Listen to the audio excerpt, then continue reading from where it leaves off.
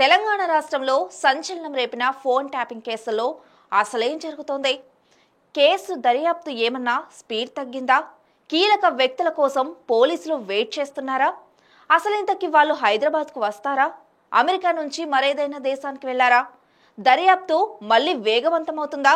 ఇలా రకరకాల ప్రశ్నలు చాలా మందిని వెంటాడుతున్నాయి. లోక్సభ ఎన్నికల నేపథ్యంలో ఫోన్ ట్యాపింగ్ కేసు కాస్త సైలెంట్ అయ్యింది. ఈ కేసులో ఉన్న 4 పోలీసు ఉన్నతాధికారులు ఇప్పటికే అరెస్ట్ అయ్యారు.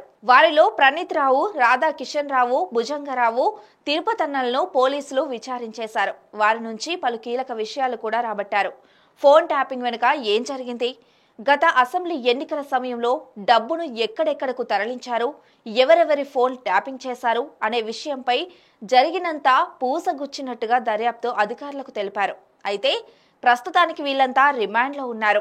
ఇప్పటికే నిందితుల నుంచి కీలక సమాచారం తీసుకున్నారు పోలీసులు. ఈ కేసులో ప్రధాన నిందితుడిగా భావిస్తున్న మాజీ ఓఎస్డీ ప్రభాకర్ రావు, శ్రవణ్ రావు అమెరికా వెళ్లారు. వారిద్దరూ వేర్వేరు ప్రాంతాల్లో ఉన్నట్లు గుర్తించారు. అయితే ఈ కేసుకు ఫుల్ స్టాప్ పెట్టాలంటే వీరిద్దరిని విచారించాలి. అందుకే వీరిపై ఇంటర్పోల్ ద్వారా రెడ్ కార్నర్ నోటీసులు జారీ చేసేందుకు తీవ్రంగా ప్రయత్నాలు చేస్తున్నారు.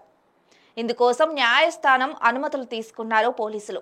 తాను జూన్ చివరి నాటికి హైదరాబాద్కు వస్తానని ప్రభాకర్ రావు చెబుతున్నారు.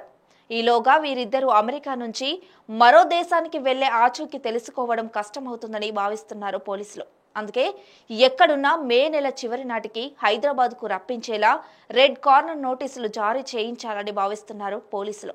అధికారులైతే దర్యాప్తును కంటిన్యూ చేస్తూనే ఉన్నారు. ఇప్పటి వరకు సేకరించిన సమాచారాన్ని క్షుణ్ణంగా క్రోడీకరించే పనిలో పడ్డారు. నిందితులు ఇచ్చిన సమాచారం ఆధారంగా మరికొందరి నుంచి సమాచారం సేకరించే పనిలో పోలీసులు ఉన్నట్లు సమాచారం. ఈ కేసు పూర్తి అయ్యేనాటికి ఇంకెన్ని పెద్ద తలకాయలు బయటకు వస్తాయో చూడాలి. ఇలాంటి మరిన్ని అప్డేట్స్ కోసం చూస్తూనే ఉండండి 9 వైబ్.